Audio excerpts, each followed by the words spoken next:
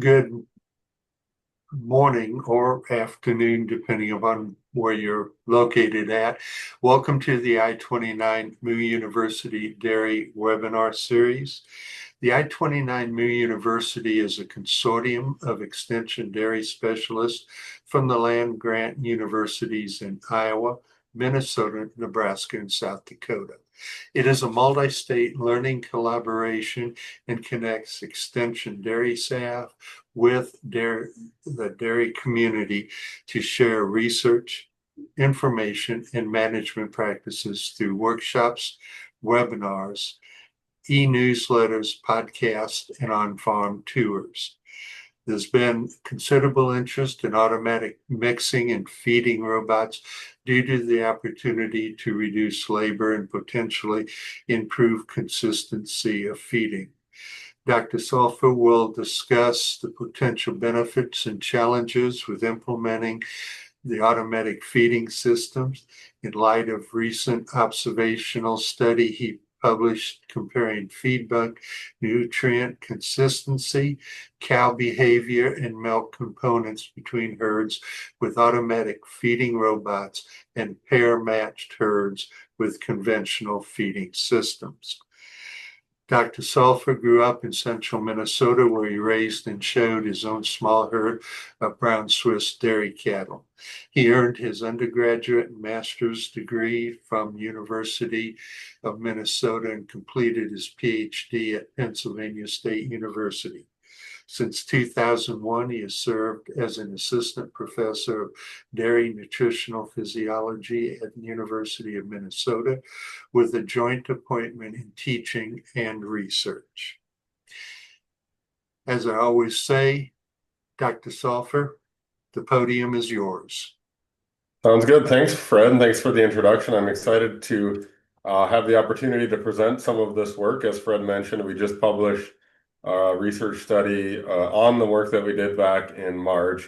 And so I'll be spending a lot of the time talking about the results of that research, but also kind of covering and introducing the idea of automated feeding robots and sort of my opinions, if I can venture to give them, about the strengths and limitations of using them outside of just what we observed in our research study.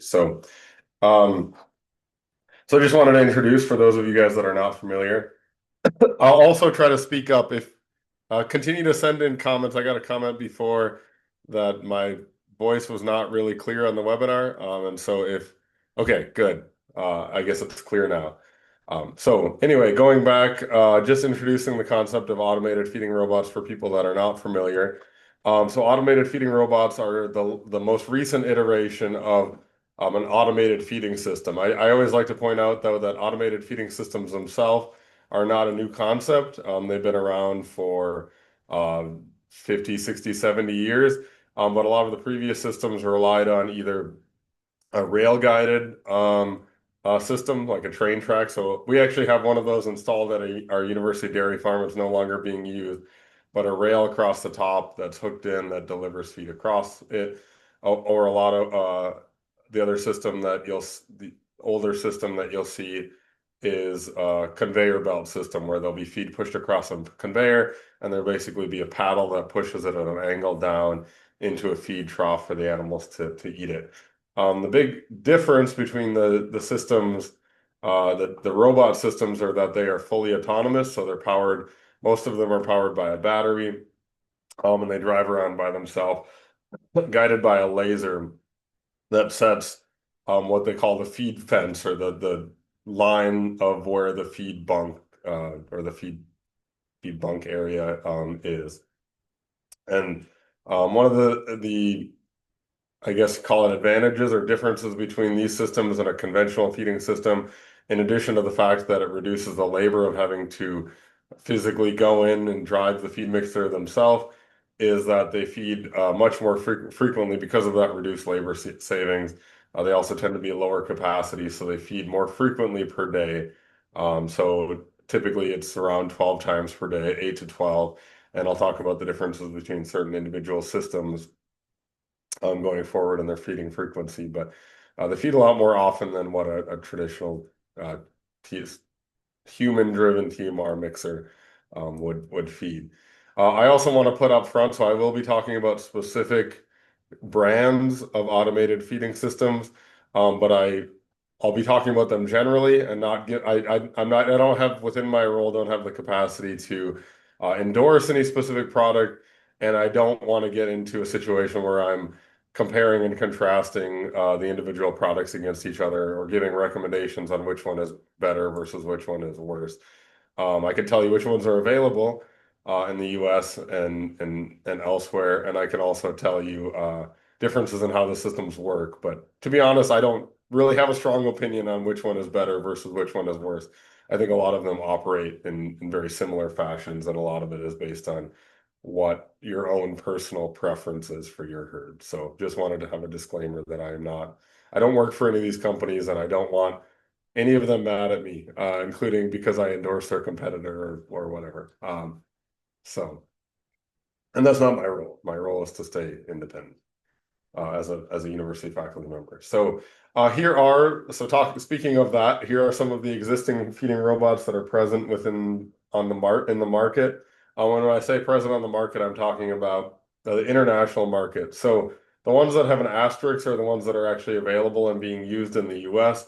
I know here in the upper Midwest, the most popular system by far is the Lely Vector. And that there's just happens to be the most of those within the US, but there is one Triolet Triomatic in Iowa. I think there's only one in Iowa currently being used. And then some other systems that are available just in Europe are the De Laval OptiWagon system. This was just introduced in 2023. To my knowledge, there's not any systems currently in the US. AMS Galaxy, they have a product called the Aeronom, and it's, I believe, also only available in Europe. And then a company called Wasserbauer, which really doesn't have a presence in the US at all, has their own version. And yeah, they're all kind of similar type systems in that self-propelled, battery operated. There's one slight difference, which I'll talk about on the next slide. I also wanted to present this. I think one of the big things as you're considering automated feeding systems is that they are pretty much all the available systems have smaller mixing feeding capacity compared to um, a conventional TMR mixer. Part of this is by design. Because these systems are delivering feed more frequently, they don't need as large of a capacity mixer tub because you can refill it and deliver that feed more frequently throughout the day. But here's kind of the differences between the different systems. The largest capacity out of all the ones that are presented is that AMS Galaxy. The De Laval OptiWagon has a little bit larger volume than the Lely system does.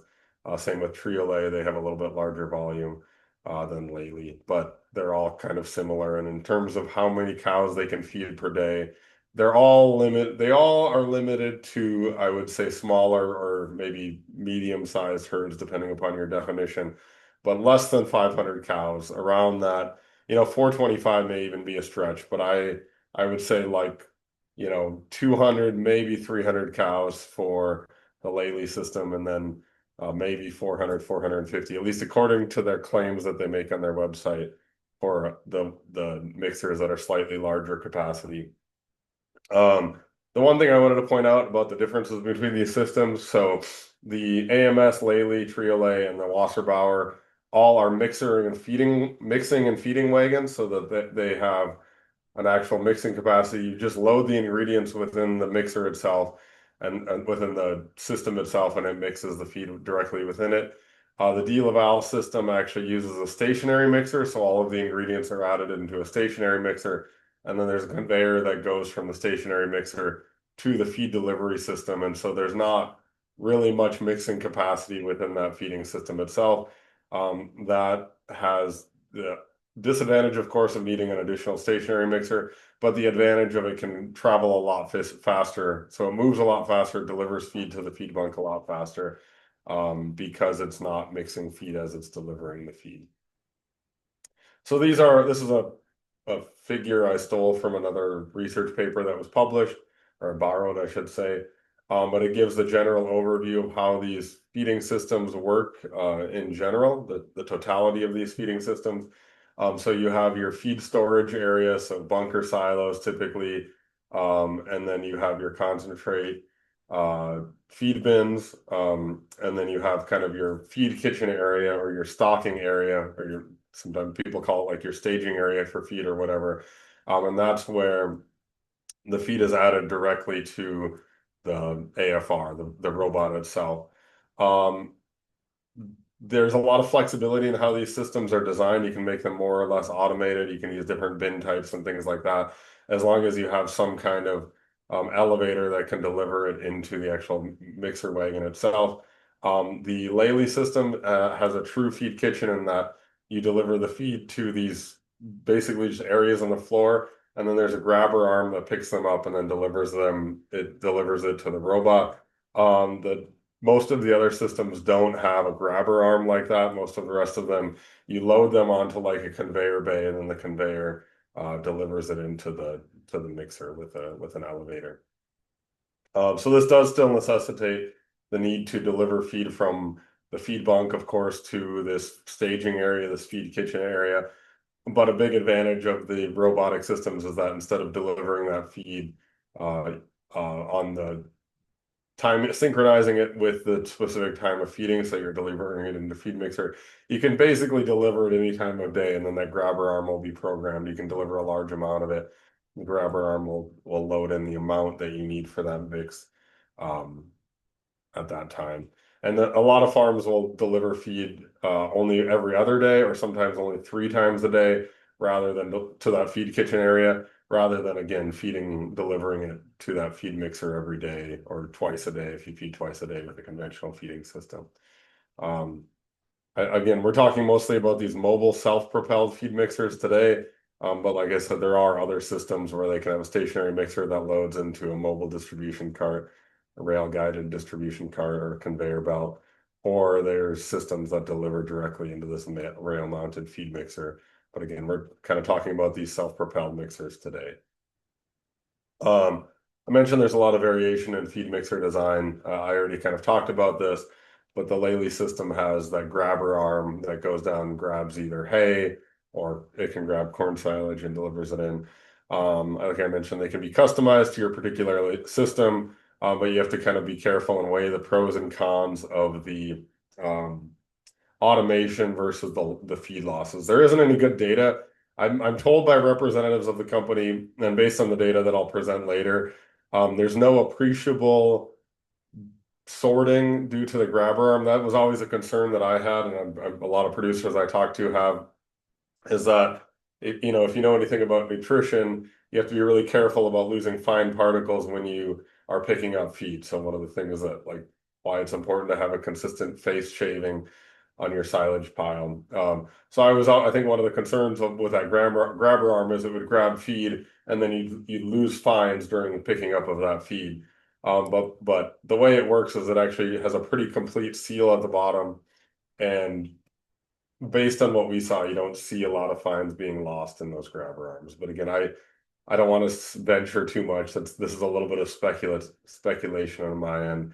Um, but yeah, that's a visual concern, but not something that I'm told is not a huge problem. And based on our results of our study that I'll present, doesn't seem to be a huge problem with like feeding consistency or anything like that. A big advantage, one from my perspective, as a dairy nutritionist, one of the major advantages of these systems is that you can feed more frequently. Feeding more frequently, there's several studies out there. I'm presenting just one of them that shows that feeding cows more frequent times per day has advantages in productivity and especially milk fat production with it for the cows. The main reason for that is that you can stabilize rumen pH. So delivery of fresh feed is a major stimulus for cows to go up and eat. And so more frequent delivery time of feed will stimulate more meal consumption of that cows. They'll eat more frequently and eat less amount of feed per meal time. So they'll basically distribute that feed consumption over a larger window across the day, um, and which will result in a more stable introduction of feed within the rumen and a more stable rumen fermentation, more stable rumen pH. This was a study from a previous graduate student at Penn State to when I was there. They compared feeding 1 time per day versus 4 times per day feeding. This was manual feed delivery in tie stall barns of cows. and they saw that milk fat percent was increased.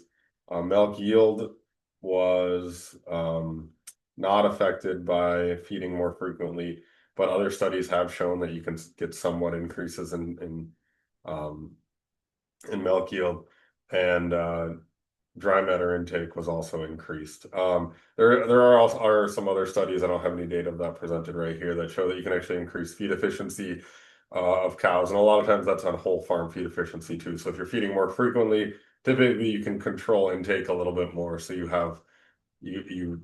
can feed to less refusals, and particularly with these robot feeding systems, that's a major advantage based on how they work. I guess I can go back to that slide and talk about the major reason for that is that because they deliver feed based on their estimated amount of feed remaining in the feed bunk that they determine using this laser system. And so rather than just saying this is our estimated dry matter intake for cows for the day, we're going to deliver this much feed, they're actually feeding in real time based on how much feed is still left within the feed bunk. So that allows you to really control your refusal a lot more. It also allows you to have less bunk cleanouts. So most of the farms that I interact with that have these feeding systems only clean out their feed bunk maybe once a week. Maybe some farms like never clean it out, or if they see the feed is getting a little bit moldy, or they do it based on like if it's a hot day and they kind of look at the feed and it looks like maybe it's a little bit spoiled, they'll clean it out.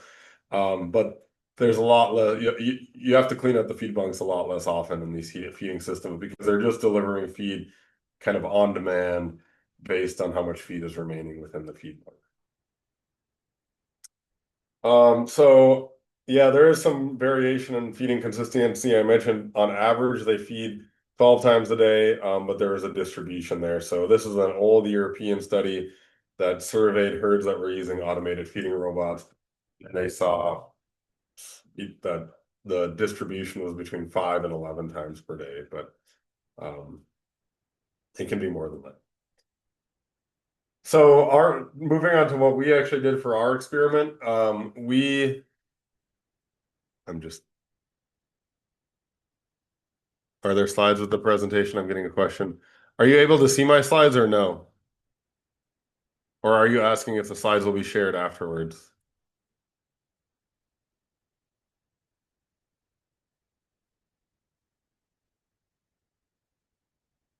Are you guys able to see my slides?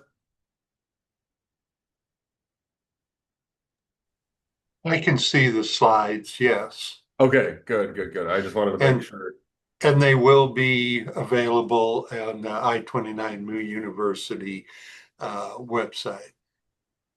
Okay, good. Just wanted to clarify that I wasn't presenting, that you guys could actually see what I'm presenting here. So, um, okay.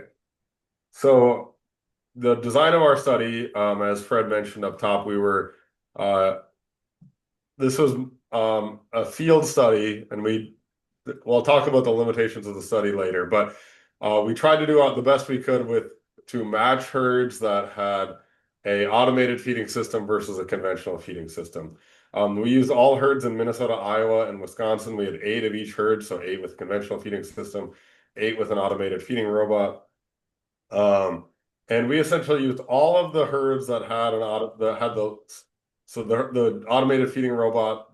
We looked at herds that had Lely vector systems, and that's because that was what we had the most available to us. We had the most Lely vector systems there. Or here, that's the most common automated feeding robot system that we have in the upper Midwest. And so I mentioned we have 8 automated feeding robots. At the time of the study, that was all of the herds in these 3 states that had these systems except for one. We had one herd that wouldn't let us collect data from their farm, but we had, besides that herd, we used every herd that in the upper Midwest. So we're limited on, one of the limitations of the study is that we're limited on herd numbers, but we literally used almost as many as we possibly could. I don't think that one extra herd would have made a huge difference. But yeah, so we pair matched the herds. We tried to use herds that were all within 60 miles of each other. So essentially use these automated feeding robot systems. And then we found herds that were within 60 miles of that herd that had similar breed. Most of the herds all used Holsteins as their primary breed, used similar ingredients. So we tried to match if there's a herd that used Bailage that the control herd also used baleage. I mean, most of these herds are all corn silage based, common upper Midwest based diets. All herds had Lely automated milking systems. They all used the Lely Astronaut for milk harvesting. So they were all free flow automated milking system herds. And then the other condition that we had is all the AFR herds had to at least have the feeding robot on the farm for at least a year prior to us conducting the study. So we didn't want to worry about if we were confounding our results with like the implementation of the robot, because like with any technology, there's a certain period of kind of optimization and implement and adjusting to the new system before you are really able to assess if what you're seeing is due to the system difference or if it's just due to the fact that you have a perturbation to your farm operations or a change. So um, our major outcomes that we were interested in the study was feed bunk nutrient consistency, kind of production, but more so really components. With milk components, one of our major things we were interested in was milk fatty acid profile. And then we were also interested in looking at cow behavior aspects, so particularly visit behavior to the that should be automated milking system, not automated feeding system. But like cow behavior, particularly as it relates to when cows visited the robot. And so the way we assess TMR nutrient composition is that we sampled the high pen of the herd at 4 different intervals across the day. It was at 5 a.m., 11 a.m., 5 p.m., and 11 p.m. And we did this across 3 days for each herd. And then within those two, so we didn't do all the herd, like just logistically, we couldn't do all 16 herds at the same time, but we did the two herds that were within each pair within the same 3-day window. And then we sampled them within an hour of each other. So obviously this is my graduate student, Kevin, who's the first author on the paper, who was responsible for doing pretty much all the data collection on this study. Like he almost did the entire study by himself. And so he collected, like he'd have to go at 5 a.m. and collect from one herd, and then he'd have to go drive to the other herd and meet like as quick as possible, and then collect from the other herd.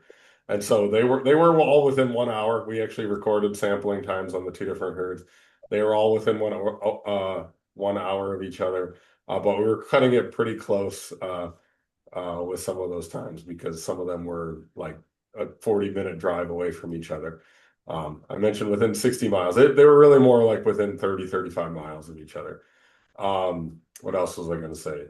Oh yeah, my poor grad student. The one time we ended up having to extend, like we said we had a 3-day window. We ended up having to add an extra day onto one of those pair matches because he hit a deer in the middle of the night while he was driving from one farm to the other. So we had a little bit of a perturbation there, but we had to repeat a day. But anyway, that was kind of how we designed it. One, again, a limitation of the study is that we did not um, sample based on feeding time. We sampled based just purely on time of day. But one of the reasons for that is because the Lely vector does not have a standard feeding time. I mean, these automated feeding robots don't have a specific standard feeding time like you have with the conventional feeding time, because number one, they feed so frequently throughout the day, and number two, they're not like, so like you're feeding 12 times a day. What do you consider your start of your feeding time? And then they also don't, those feeding times throughout the day are not necessarily consistent. So, I mean, you could theoretically set them, but all the herds that we worked with, they would feed based on feeding level or the amount of feed left over within the feed bunk. So they might be, they might feed at 5 a.m. and then they might feed 45 minutes later, and then they might feed 2.5 hours later, just based on how much feed is left within that bunk. And we thought that if we would have based our sample collection time based on the conventional feeding system within each pair, we would actually bias in favor of the conventional feeding system and make the feeding like it would be not a true representation. Well, that's why we chose to do it based on time of day rather than based on time relative to feeding. Also, this I don't need to go through this table. The slides will be up and presented, and this paper is published, so I have the citation somewhere on here. I can also, if you want, I can send a link to the URL for the paper. if you guys want to access that as well. But if you search Kamau and Salfer automated feeding system, you should be able to find it. But this is the demographic information for the herds within each pair. We did have some herds some of the conventional feeding herds that fed 2x per day and some that fed 1x per day. Actually, more of them fed 2x per day versus 1x per day. But again, that was we prioritized herds that were similar geographically over like feeding time and stuff like that. Again, this is a lot of data to absorb on a presentation format like this, but the main point of this slide, this is showing the average nutrient composition of the feed bunk at each of our different time points that we measured for our conventional versus robot feeding systems. But the main takeaway of this slide is just that there was no difference for any of the nutrients that we measured at each time point. So if you look at just nutrient composition, by feeding system and nutrient composition by time point and their interaction, there was no statistical difference for any of those effects. However, what we did do is we determined the coefficient of variation, which is the standard deviation divided by the average for the herds for each of the nutrients that we measured. So again, we collected the feed bunk feed samples at those 4 different time points. And then within each day, we looked at what this coefficient of variation was for each of our nutrients. And we saw that for dry matter, acid detergent fiber, and neutral detergent fiber, we had a reduction in the coefficient of variation or indicative of less variation across the day for those nutrients. So in the herds that have the feeding robot. So we had some slightly more consistent feed bunk nutrient composition across the day, at least for dry matter and fiber, in the robot herds compared to the conventional herds. We also looked at particle size separation using a Penn State shaker box. We did not see any differences in particle size distribution, variation in particle size distribution between the 2 different herd types. This is milk production. Long story short, we didn't see any differences in milk production. We saw very, very, very like small, small minor numerical increases in fat and protein percentage, but they're not differences. We didn't see any differences in milk, fat, or protein concentration between the 2 different systems, or fat yield or protein yield or fat plus protein yield. So I mentioned before, we also measured fatty acid profile, or which individual fatty acids were present in bulk tank milk samples. The reason why we measured that is that we wanted to get a sense of you can look at the milk fatty acid profile as an indication of stability of rumen fermentation. And if you can bear with me a little bit, I'll explain a little bit of background on why that's true. So within the rumen, you basically have 2 different pathways of biohydrogenation. So biohydrogenation is the pathway of converting unsaturated fatty acids that are present within feed into saturated fatty acids. And rumen microbes do this because unsaturated fatty acids are toxic to rumen fermentation to certain microbial species. So the microbes have developed this mechanism to convert those unsaturated fatty acids into saturated fatty acids.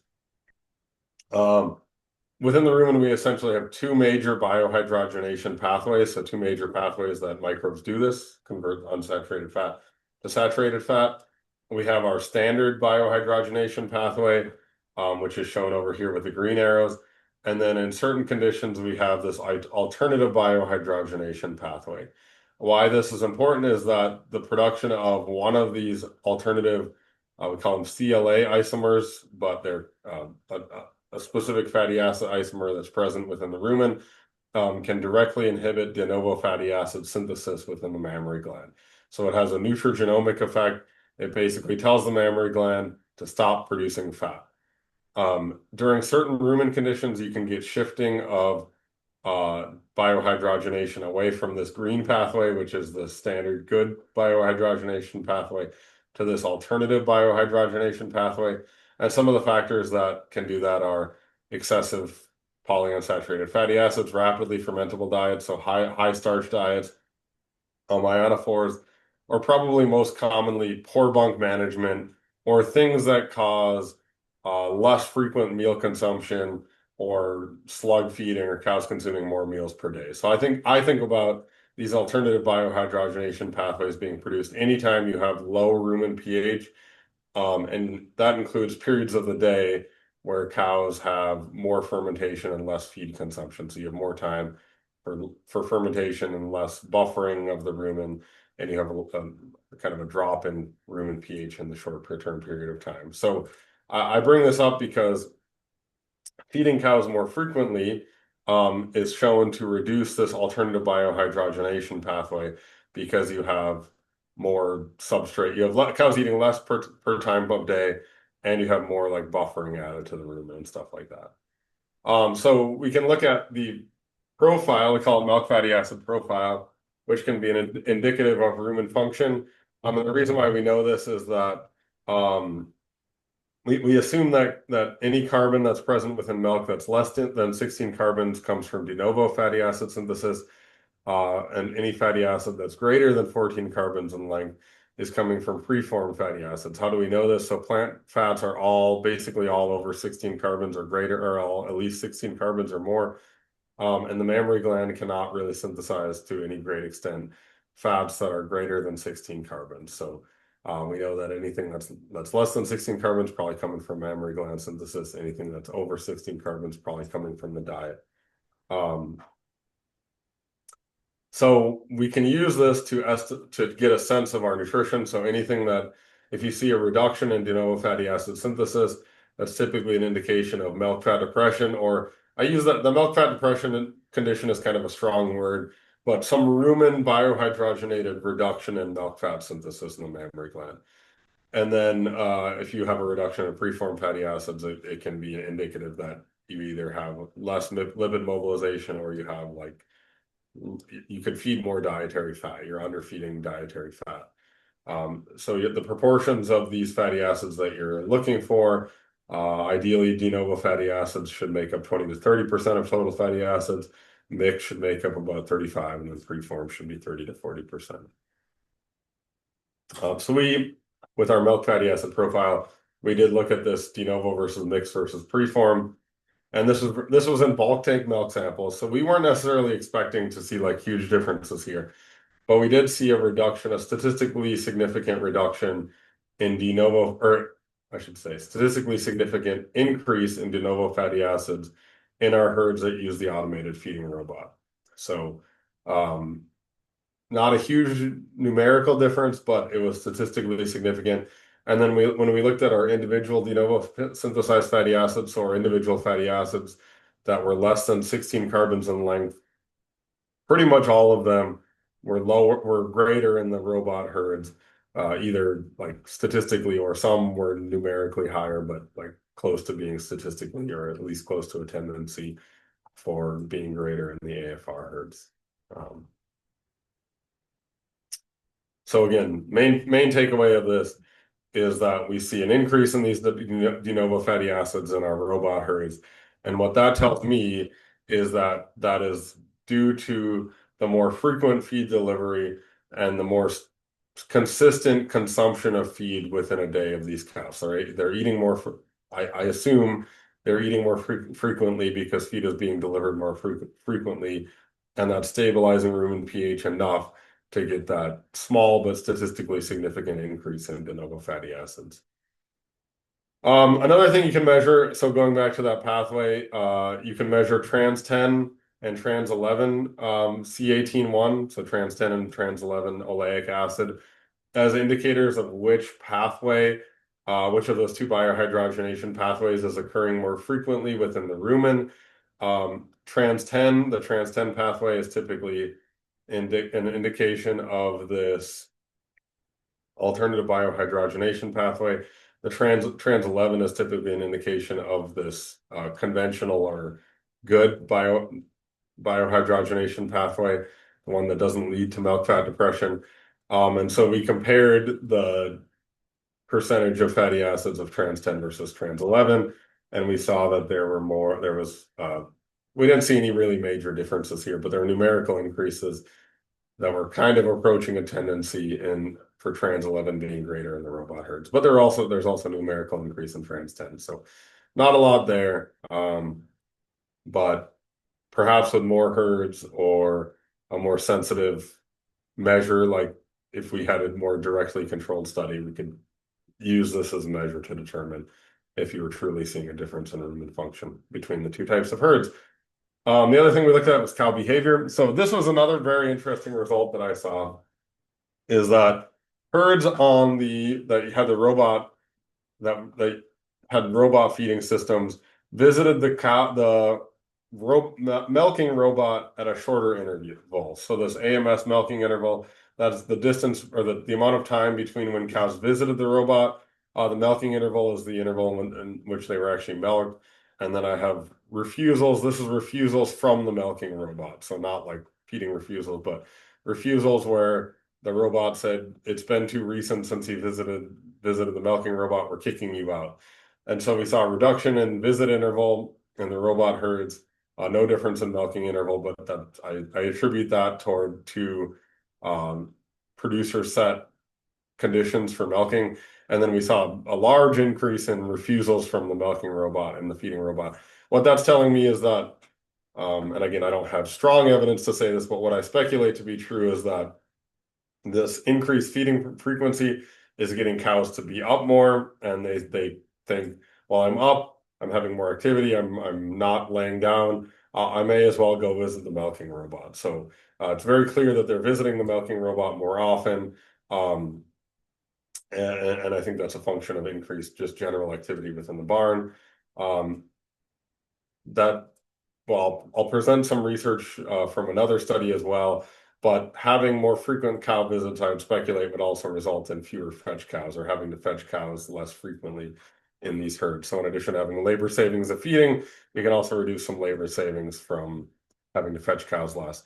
Anecdotally, talking to producers that implemented these systems, they have said that that is one of the biggest changes they've seen since implementing the feeding robot, is that they've had to fetch less cows.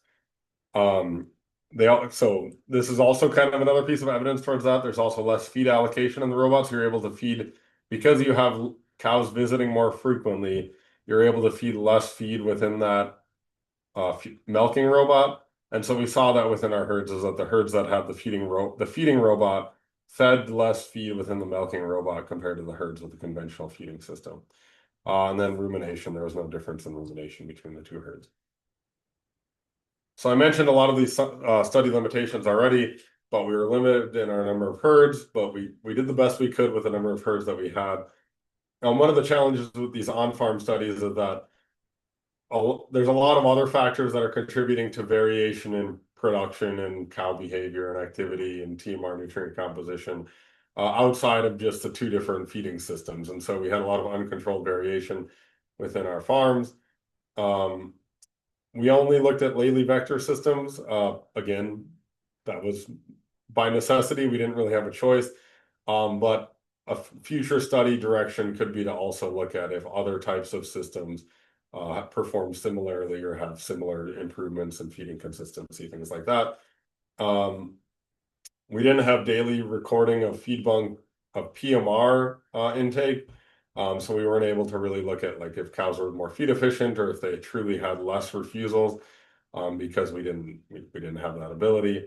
And then we weren't able to collect feeding frequency of the AFR herds, and we didn't measure true sorting. Like I mentioned, feed bunk samples were collected based on time of day, not based on time relative to feeding. I'll also go through, I'll do this fairly quickly, but there aren't a lot of these studies that are really available, partly because of the challenges with being able to do this type of work. But there isn't a lot of research with automated feeding systems across the world. So the other one that really, I think, did a good job of looking at herd management factors, with the comparing, very similar to our study, comparing herds with or without automated feeding robots, was the study out of the Netherlands from Bell et al.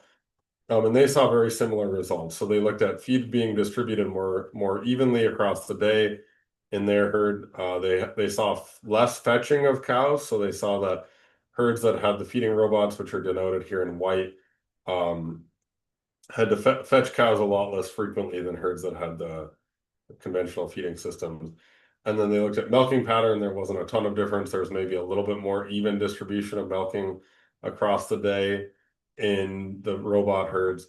And then refusal pattern, there was definitely a difference where cows were refused more often total across the day in the herds that had the feeding robots as well. Again, indicative of more frequent visits to the milking robot in these herds with the feeding robot.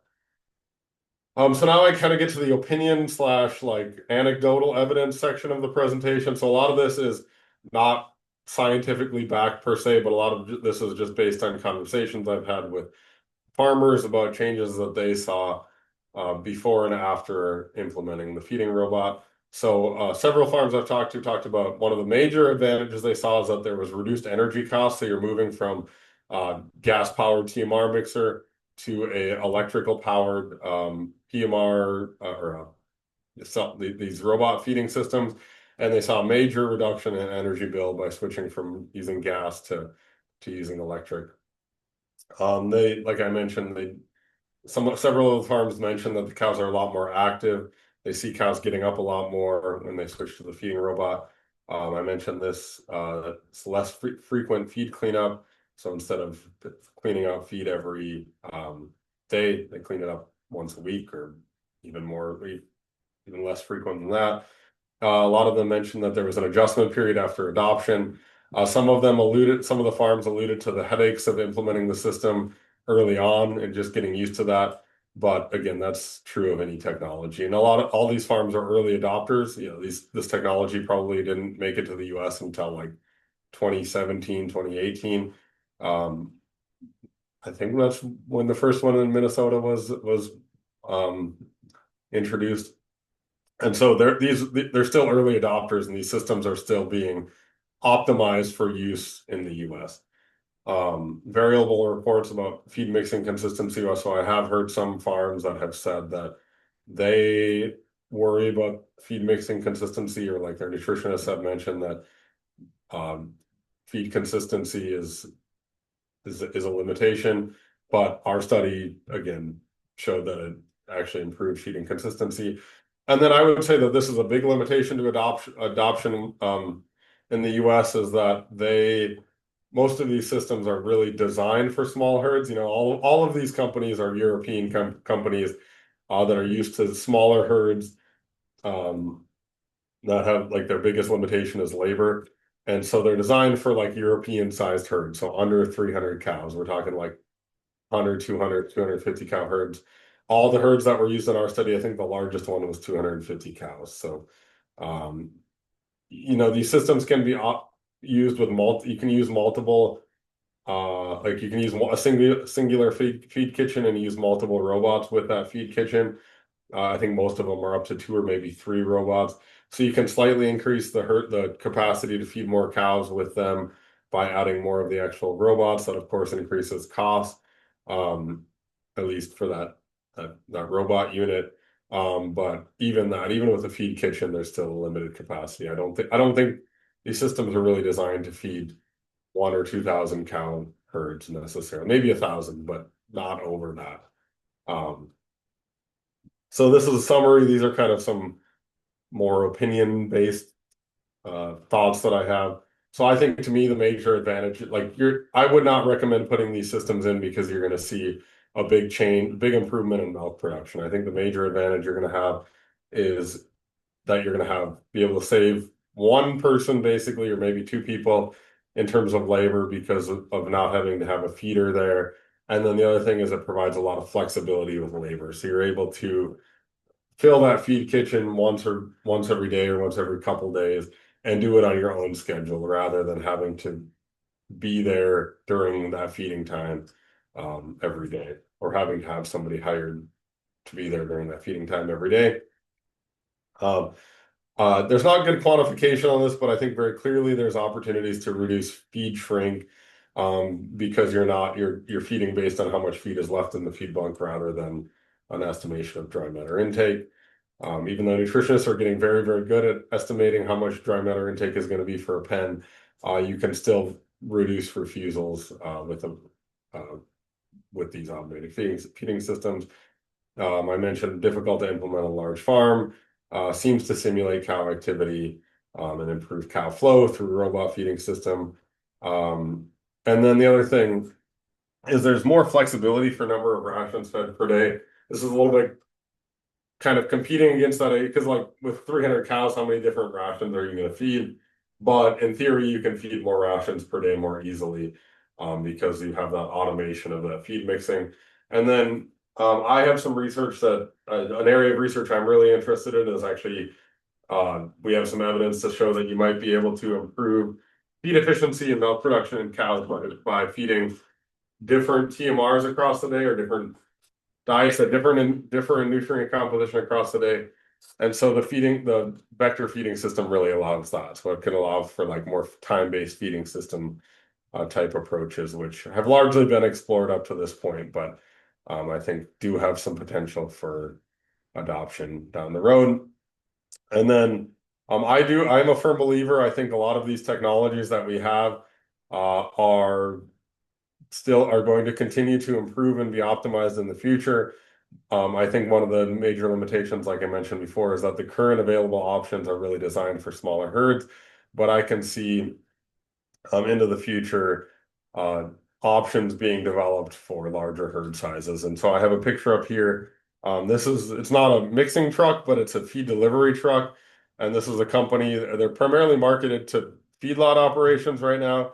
But it's a feed delivery truck that's large capacity, that is essentially the size of a conventional non-self-driven um, feed delivery truck. But this feed delivery truck is fully optimized. It's like a self-driving car, right? It's like a Tesla or whatever your self-driving car technology is. And so I think technologies like that have a lot of potential for some of the larger herds. You could have an automated stationary mixer that has some automation of feed ingredient loading into it, and then a conveyor system that can go to a self-driving feed truck and delivery feed. I think that's probably more likely to be what's going to be adopted for some of the larger herds. Oh, and then I also put down the road. I think this is kind of crazy. So there's that Wassenbach company that is a German company also has these automated silage extractors. So there's these like little robot silage extractors that have a uh that that have a defacer, a silage defacer that pulls silage off the face of silage.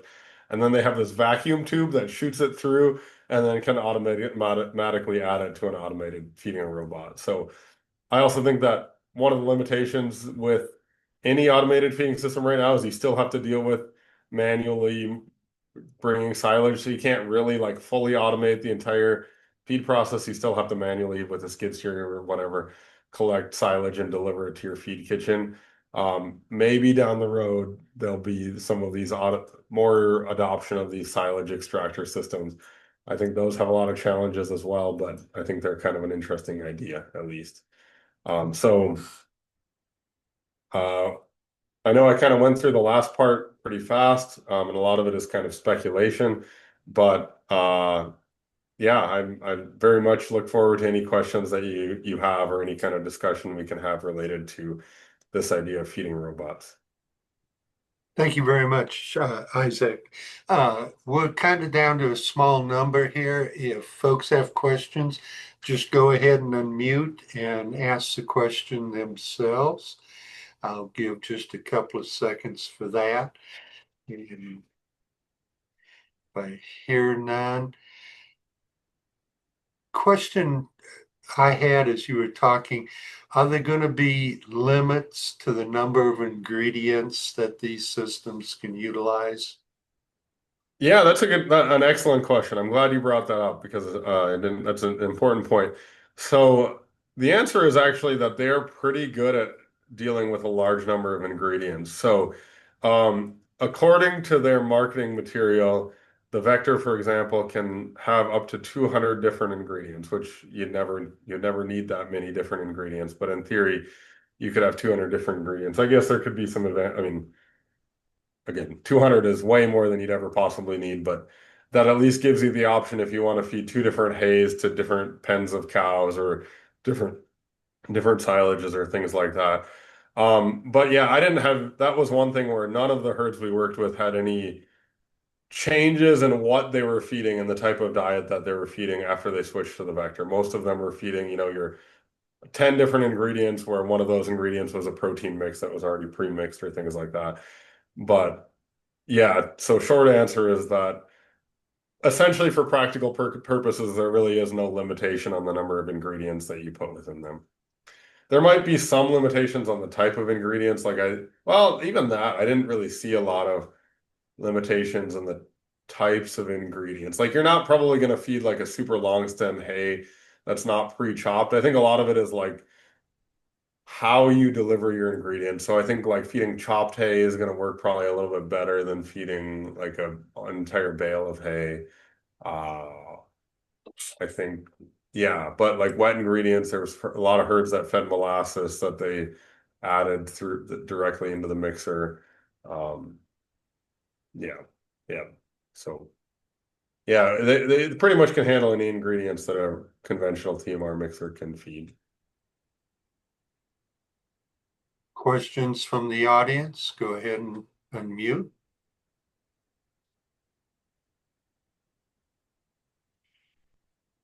Now, you mentioned with the vector grabber, you were concerned that it might drop fines, but it didn't seem to be an issue.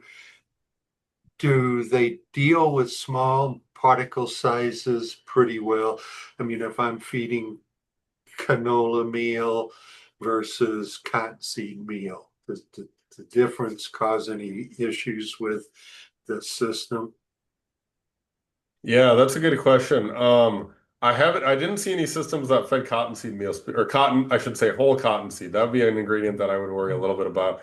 Not because of the mixer, the actual feed delivery wagon itself, but just how are you going to get it in there? I guess a grabber arm could probably put in cotton could whole cottonseed itself. But as far as like fine particles, a lot of that just has to do with the system that you're using to deliver the ingredients. So the two main systems that I had were either like a conveyor system where you'd have a chute that would drop onto a conveyor belt and then the conveyor belt would add it to the robot itself, or having an auger system that would directly have that. But I think as long as you can have like a hopper that can then deliver, that can like have a chute that can deliver your canola meal or whatever the feed that you're adding onto that conveyor belt that can then go into the robot.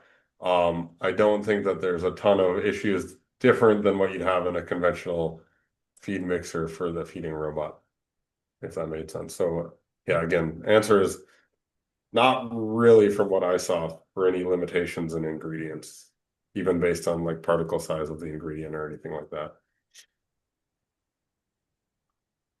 Okay, my final note here was, I live in Northwest Iowa. Temperatures, snow, mud, rain, do those conditions affect the consistent delivery to the feed bunk? Yes, that is an important question. I'm glad that you brought that one up as well.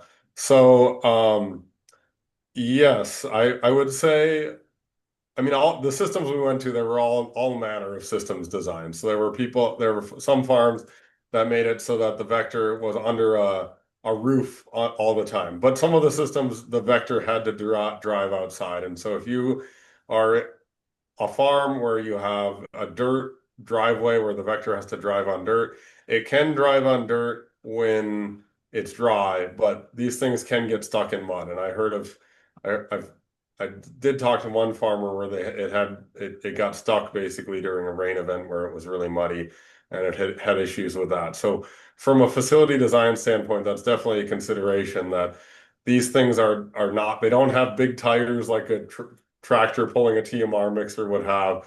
They're pretty small. They're not going to have they're electrically powered, so they don't have the torque to drive through, you know, 4 inches of mud or anything like that. So you have to be really thoughtful with how you design your facility to avoid having them travel through um, mud or snow as well. That's the other thing is that you'll also have to clear out your they can travel over snow and ice okay, like a small amount of snow. We're talking like a I don't know, less than a quarter inch of snow, they can probably drive through those fairly well, as long as it's not super packed down snow or anything like that. But yeah, like I said, a couple of these farms that were in the Midwest, they had their system set up either where it was attached to the freestall, where it could drive directly into the freestall from the feed kitchen, or one system that had the feed kitchen a little bit further away, but had poured concrete and a little roof over the top so they can kind of protect the driving alley away from the elements a little bit. Um, yeah, so it's definitely a consideration in how you design your overall facility.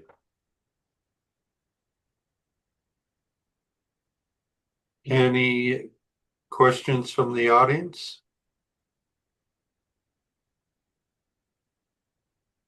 Did you see a change in how they use feed sweepers? Like the feed pushers, Yeah, yeah, so most of them actually use the robot itself as the feed pusher. So a lot of them don't have, I think none of the herds that I worked with had like an automated feeding pusher system. They just basically used the robot itself to push up feed. And that's part of the way that the system also measures feed as well. So a lot of them would like deliver feed to one side of the barn, drive through, push feed on the other side. And as it's pushing feed, that laser is recording how much feed is still present within the feed bunk. And then it's estimating how long until that pen of cows needs new feed delivered. So uh, from what I can tell, it's just as effective as an automated feeding system. It works very similarly. Um, so yeah, I wouldn't say any appreciable difference in how it actually affected feed pushing, other than you're not using a feed pusher, you're just using the robot itself to push up feed. very good. We'll wait just a couple of seconds, see if somebody unmutes or types into the chat box while I'm doing that. Uh, Isaac, thank you very much for the presentation. A lot of interesting data and a lot of thought-provoking items in that discussion here. So Well, thank you. Thanks again for the invite. And if anybody has any questions, my email's right here in the slides. I'll share my slides with Fred right after the um, just a few minutes so that you guys all have access to them. And I'm always happy to answer any questions you have. So very good. It will be posted in the archive, and I will send an email out to everybody who was registered, letting them know. And at that point in the archive will be the slide deck for people. So thank you very much again. Appreciate it and look forward to having folks here to hear next month's program. Thank you much. thank you.